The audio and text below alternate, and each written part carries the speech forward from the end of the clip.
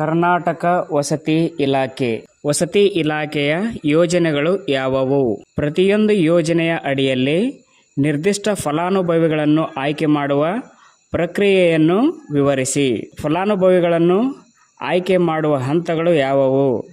ಬೇಕಾಗುವ ಸಮಯ ಎಷ್ಟು? ಫಲಾನುಭವಿಗಳನ್ನು ಗುರುತಿಸಲು ಮಾಡುವ ಖರ್ಚು ಎಷ್ಟು? ಫಲಾನುಭವಿಗಳ ಲಿಸ್ಟು ಎಷ್ಟು ಕಚೇರಿಗಳನ್ನು ದಾಟಬೇಕು?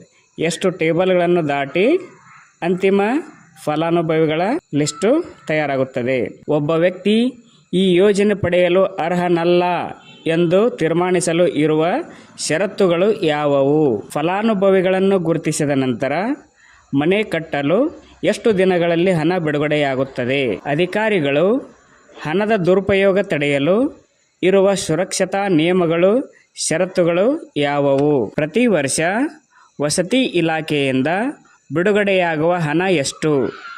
ವಸತಿ ಇಲಾಖೆಯಿಂದ ಅನುಕೂಲ ಪಡೆದ ಫಲಾನುಭವಿಗಳ ಸಂಖ್ಯೆ ಎಷ್ಟು? ಪ್ರಜ್ಞಾವಂತರು ಈ ಪ್ರಶ್ನೆಗಳಿಗೆ ನಿಮ್ಮ ಹತ್ತಿರ ಮಾಹಿತಿ ಇದ್ದರೆ ಇಲಾಖೆಯ ಸುಧಾರಣೆಗೆ ನಿಮ್ಮ ವಿಚಾರಗಳನ್ನು ಹಂಚಿಕೊಳ್ಳಿ.